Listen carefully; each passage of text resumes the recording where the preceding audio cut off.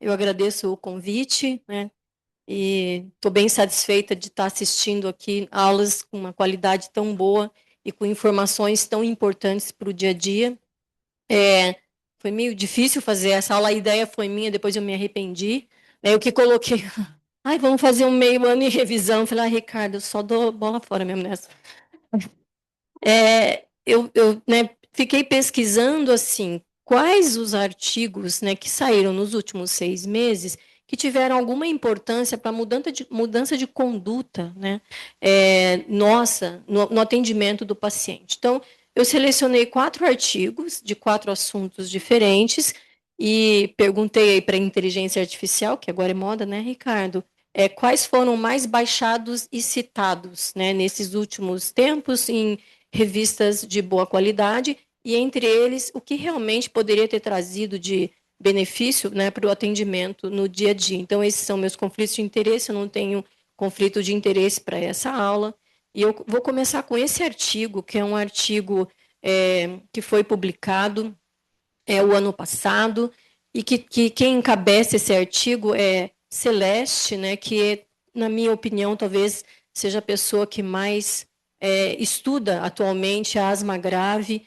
e que tem uma cabeça aberta em relação a uma visão muito mais ampla, né, do que se tinha há muito tempo atrás de asma grave. Quem a vê falar percebe isso na sua experiência de trabalho.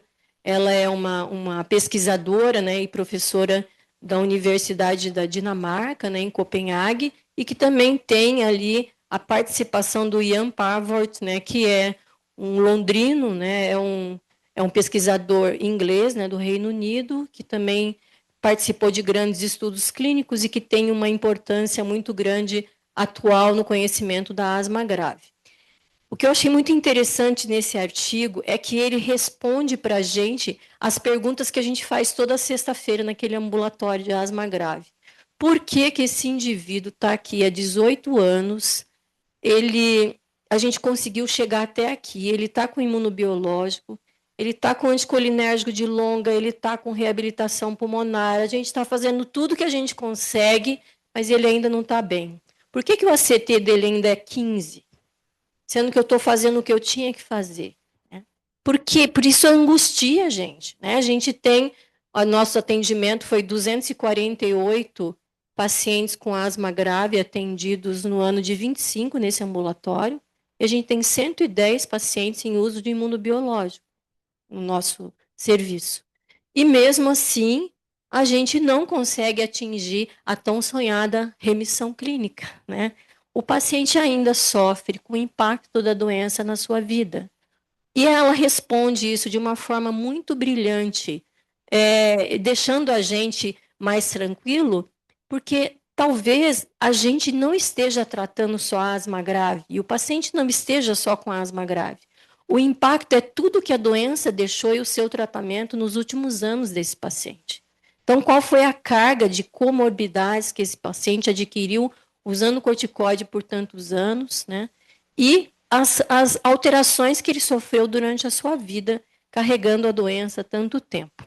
Então, o que eu achei muito interessante é que ela fala primeiro, quando a gente trata a asma, a gente, né, eu sempre falo aquelas 4 coisas, nós temos que reduzir sintomas, nós temos que melhorar a qualidade de vida, tirar a perda da função pulmonar, que alguns pacientes têm, outros não, tirar o corticoide oral da vida desse paciente e melhorar o processo inflamatório, né?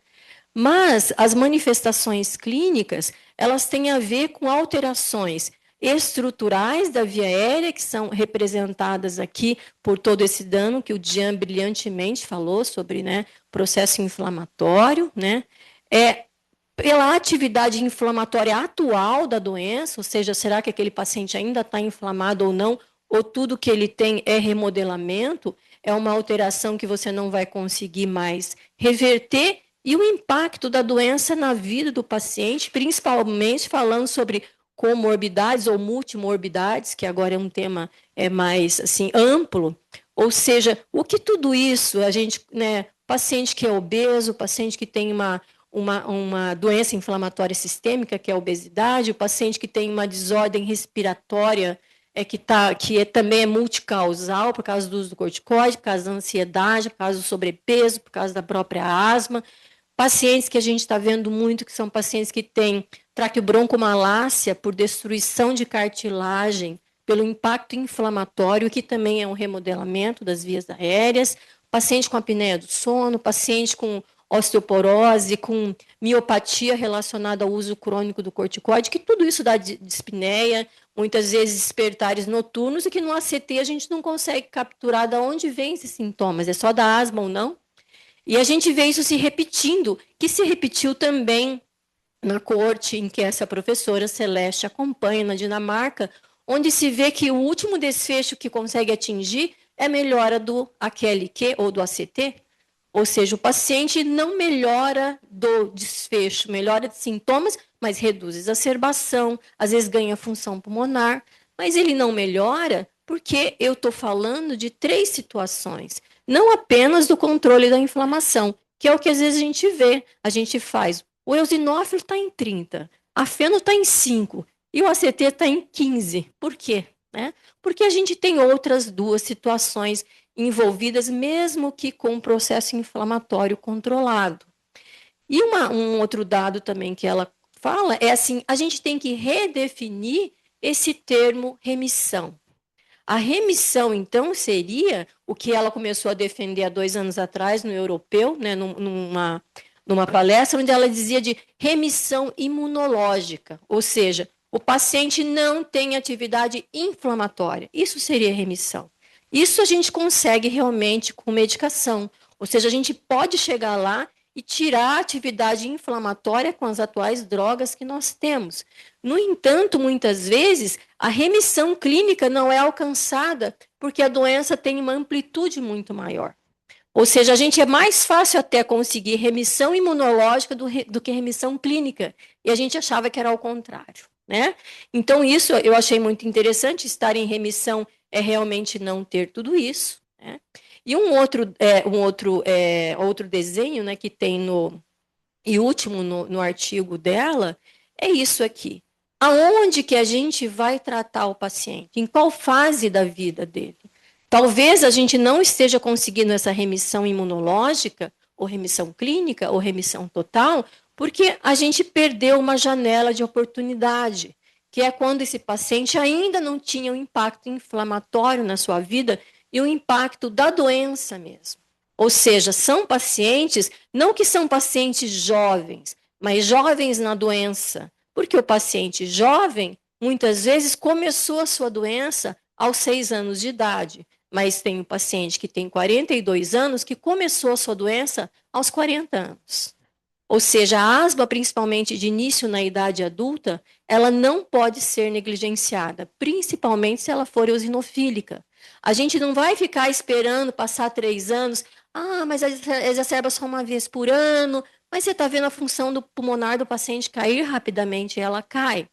Então, aproveitar a janela de oportunidade, onde o paciente não tenha tanto remodelamento, não tenha tanta comorbidade e não tenha tanto impacto inflamatório na sua vida. Ou seja, não começar medicamento sem necessidade, mas saber aproveitar a janela de oportunidade desse paciente. Então, o primeiro artigo foi esse. O segundo artigo, que tem a ver com DPOC, é, na verdade, um elogio que o professor Mário Casola, né, e a professora Paola Rogliani, que esteve no Congresso Brasileiro aqui o ano passado, que são da Universidade de Roma, né, e eles fazem um comentário muito positivo sobre o GOLD 2006. Se a gente for ver com muito cuidado, talvez o GOLD 2006 seja a melhor versão do Gold dos últimos anos, desde que ele existe. Foi talvez a forma mais personalizada que se colocou, né, um Gold, ou seja, voltado para o paciente realmente na sua essência, ou seja, se preocupando com vários aspectos que antes não eram preocupados. O que eu achei muito interessante é que, primeiro eu falei assim, nossa, mas ele elogia pra caramba, mas ele pega os pontos positivos e justifica seu elogio.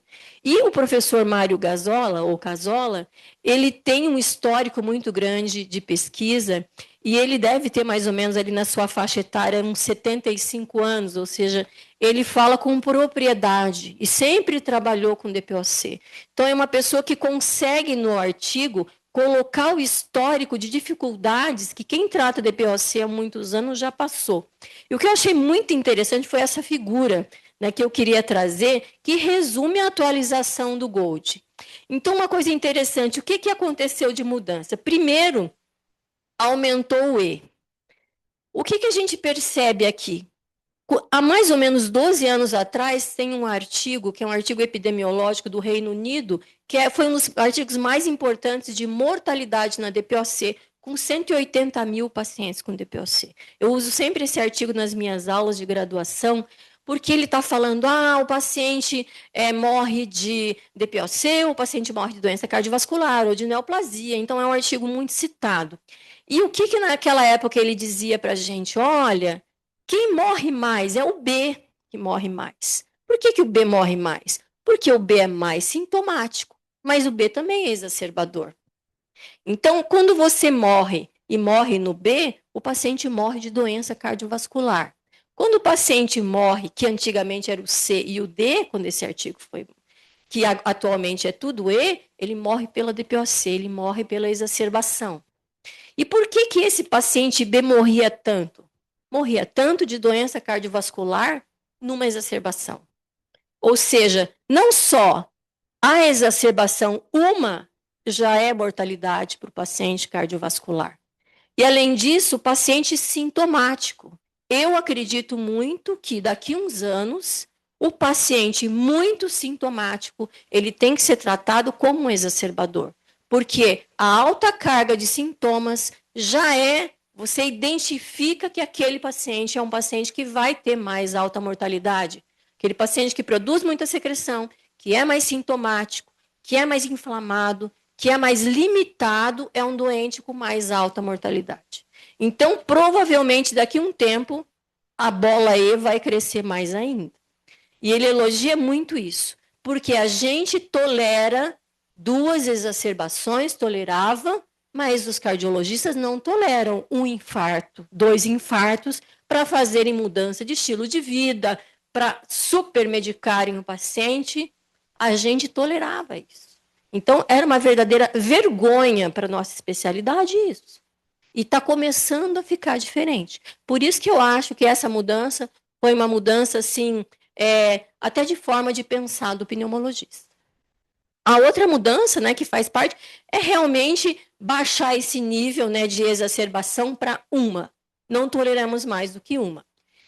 Em relação à medicação e segmento desses pacientes, valorizar o que é a atividade da doença e não a atividade da doença. Isso a gente vê no consultório e mesmo lá no ambulatório de DPOC. Tem paciente que vai muito bem com lama, não exacerbou mais, estou fazendo minhas coisas, entrei na atividade física. É um paciente que não tem uma carga alta de doença.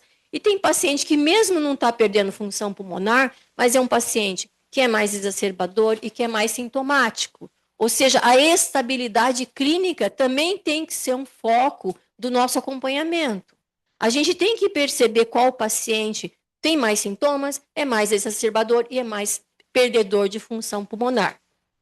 Uma outra importância é valorizar biomarcadores, que até agora a gente não acreditava que fosse ficar, mas o eosinófilo ficou como um importante biomarcador e cada vez mais. Então, quando a gente, hoje em dia, ele coloca isso várias vezes, quando você vê um DPOC, você tem que fazer primeiro o quê? Primeiro, você tem que fazer uma espirometria para graduar o comprometimento de função pulmonar. Depois, você tem que ver o eosinófilo desse paciente. Depois, você tem que ver se ele é exacerbador ou não. E depois, você tem que ver as comorbidades. São 4 coisas que são básicas para o tratamento inicial de um paciente DPOC. Ou seja, o eosinófilo realmente é um biomarcador que tem que ser olhado por todos nós o tempo inteiro. Ele fala, dá uma passada sobre os imunobiológicos, e ele colocou uma diferença que eu não tinha percebido, mas assim, temos duas opções. Paciente é exacerbador, está otimizado, está usando tripla terapia, continua exacerbando. A gente parava aqui antes. A gente tem hoje em dia uma nova opção, duas novas opções. Dois novos imunobiológicos para DPOC que se mostraram na literatura, né, com peso estatístico significativo para serem colocados num documento mundial.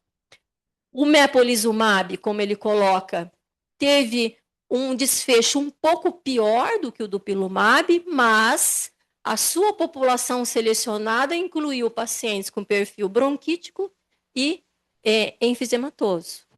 Já o dupilumab foi colocado com um pouco mais de resultados positivos, no entanto, para uma população que foi bronquítica, porque o estudo foi feito com a maioria dessa população.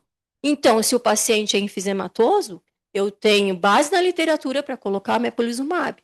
Se o paciente é muito mais bronquítico e cumpre os critérios, talvez o dupilumab seja uma boa opção. Então, dando até essa diversidade para a gente ter a escolha, com duas drogas que a gente sabe que são consagradas em relação à sua potência e segurança. A enzifentrina, que nós não temos no Brasil, foi colocada para pacientes quando a gente chegava, tá com labalama, dispneico. Vamos abrir uma possibilidade de que essa dispneia seja outra causa. E paramos aí. Não. Tem a opção, não no Brasil, de uma droga que infelizmente veio com preço muito alto, mas que melhora o processo de dispneia, o sintoma de dispneia para esses pacientes. Tá? E uma última colocação do Gold é abordar o paciente imediatamente após a sua exacerbação, que é o que os cardiologistas fazem após um infarto agudo do miocárdio. Além de otimizar a medicação, profilaxia, inclusive profilaxia para infecções, reabilitação, atividade física, mudança de hábito de vida. Aproveitar a saída de alta desse paciente de uma exacerbação para toda essa mudança, para evitar que o paciente não volte para o hospital. O terceiro é, na verdade, um guidelines da Sociedade Europeia de Bronquiectasias. Uma doença esquecida, negligenciada e que ninguém gosta de tratar. A gente fala doença de país de terceiro mundo, de baixa e média renda. Tá? Uma doença que ficou por muitos anos sem nenhum documento de orientação, né? E nós temos baixas estatísticas, porque poucos ambulatórios têm um ambulatório como o nosso, que tem um ambulatório de bronquiectasia, onde você consegue fazer com que o paciente consiga ser investigado de uma forma adequada. Esse documento tem uma importância histórica e dois quadros deles nos ajudam muito na investigação do que é de básico para fazer quando você encontra um paciente, que geralmente por tomografia, com bronquiectasia.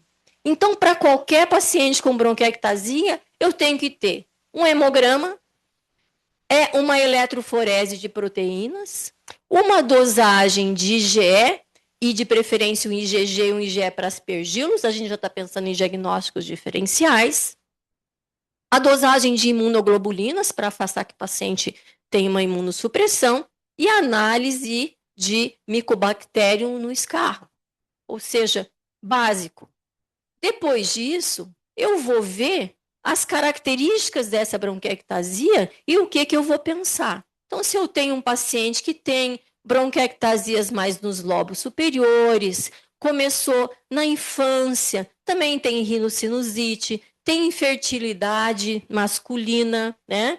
Também tem sinusite crônica, está colonizado por pseudomonas ou por estáfilo, eu vou pensar em afastar uma fibrose cística, mesmo que seja um adulto, porque às vezes a apresentação pode ser diferente. Se eu tenho um paciente que tem, né, bronquiectasias mais no terço médio do pulmão, no lobo médio, né, e o paciente tem sintomatologia já desde a vida, né, precoce, da infância precoce, sempre uma tosse secretiva, também uma infertilidade masculina, né?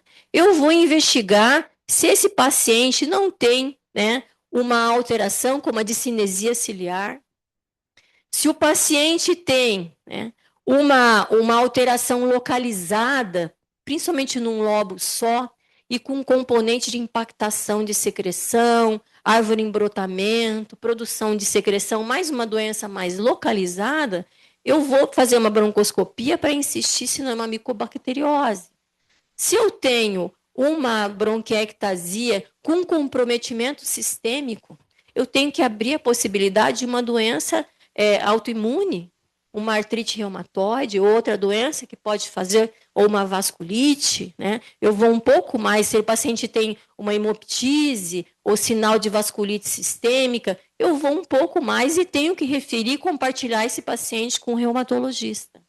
Eu tenho um paciente que tem sinais com a bronquiectasia, DPOC precoce, enfisema, uma distribuição estranha, às vezes uma hepatopatia associada, tem que pensar em deficiência de alfa-1-antitripsina, mesmo em bronquiectasia. E se eu tenho um paciente que tem, né, infecções graves, um paciente que começou também na sua vida adulta, tem outros quadros de infecção, principalmente de rinocinusite, eu vou ter que afastar se esse paciente não tem uma condição de deficiência imunológica, às vezes deficiência por IgA, ou por IgG, ou por subclasses.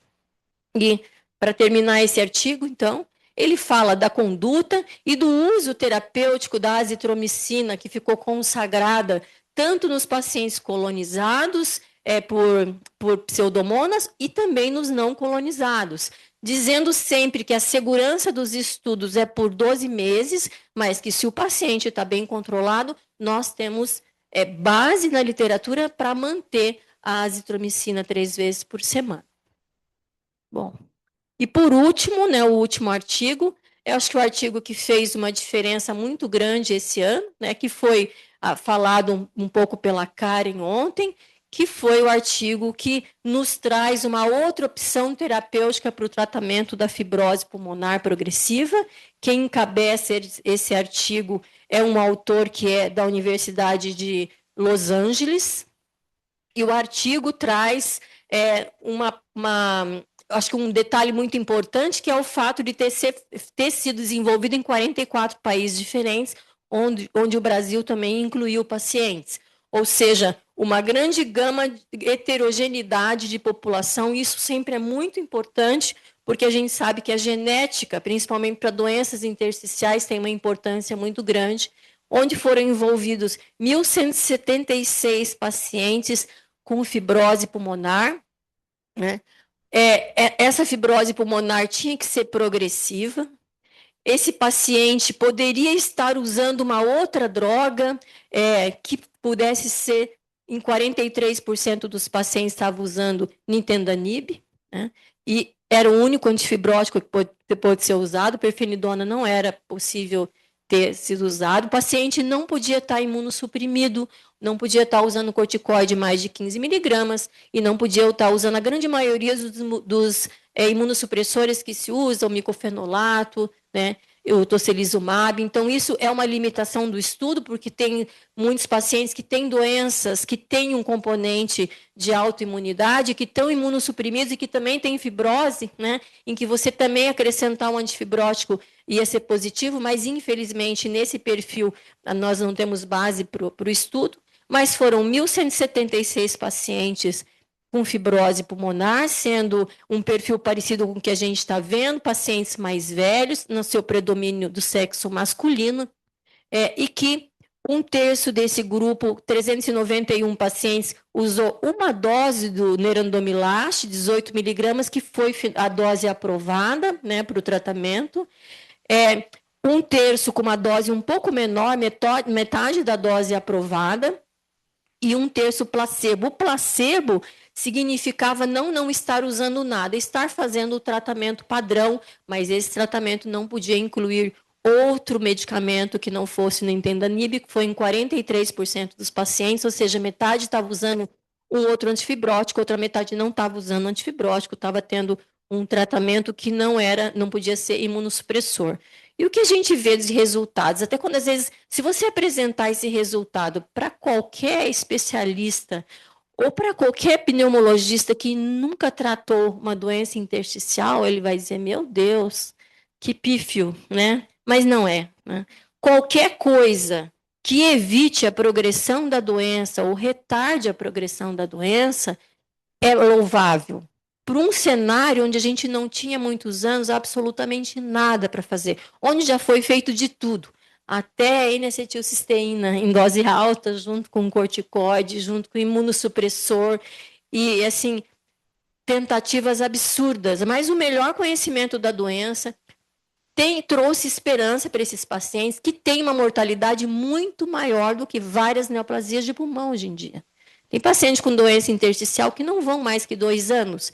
E eu falo que se não forem muito mais que 2 anos, eles também vão morrer de neoplasia muitas vezes, porque metade deles vão ter neoplasia de pulmão em 5 anos. Porque a própria fibrose pulmonar predispõe à neoplasia. Ou seja, uma doença que tem um cenário muito sombrio, né? Até eu estava conversando com o Jean, por causa das nossas reuniões de quarta-feira, que dá até um ruim, às vezes você sai de lá e fala, meu Deus, quanta gente ruim. Aí o Jean estava até me confessando que às vezes ele fala, meu Deus, que sair daquele ambulatório de quarta-feira é tipo deixar o manto preto atrás, né, Jean? Porque é sombrio, ver esses pacientes é sombrio. E o que a gente observou? Veja, em 52 semanas de tratamento, 2 cápsulas por dia, os pacientes com 18 miligramas de nerandomilast perderam 98 ml em média de CVF no intervalo de 1 ano. Os que usaram metade da dose, 84 ml, e o placebo, que podia estar usando outra medicação ou não outra, perdeu 165 ml de CVF.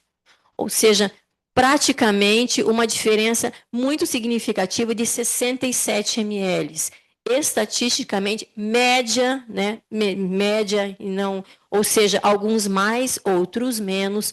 E a gente observa aqui o efeito colateral mais comum, que é típico dessas medicações, visto que talvez uma diferença que eu entendi ali seria, além de ser um antifibrótico, também teria um efeito imunomodulador também, né?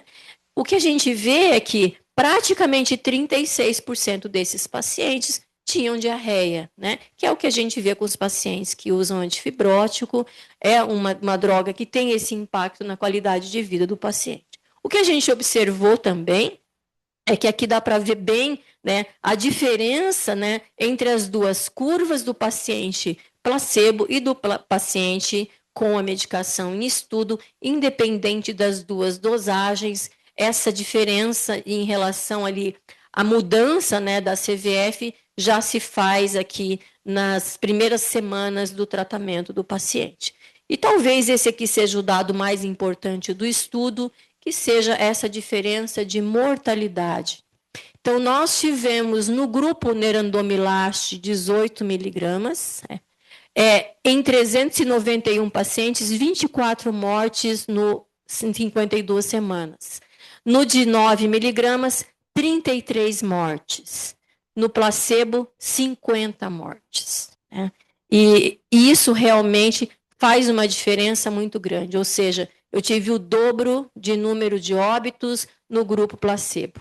Esse dado, com certeza, vai fazer diferença, inclusive para a inclusão futura de uma droga no Ministério da Saúde. Eu já fui 2 vezes na Conitec com a Karen, em nome da sociedade, conversar com o diretor da Conitec em relação a colocar um antifibrótico em nome da Sociedade Paranaense. E o que a gente ouviu foi, não faz diferença para a mortalidade. Ou seja, se a gente não tiver esse dado, não vai rolar. Porque o Ministério da Saúde prioriza drogas que diminuem mortalidade. E talvez seja o dado mais importante que a gente precisava para futuramente propiciar acesso a um antifibrótico para os pacientes. Porque às vezes a gente fala lá na reunião, então vamos indicar antifibrótico, me dá até uma dor no estômago. Porque eu sei que o paciente não vai conseguir. E são poucos que conseguem. Indicar, a gente indica com maior facilidade. Na prática, consegue? É tão difícil. Então, tipo, indica, mas consegue. Eu acho que esse dado é um dado que vale muito a pena. Eu termino agradecendo por poder participar de um grupo tão seleto e carinhoso como o nosso lá do HC. Obrigada.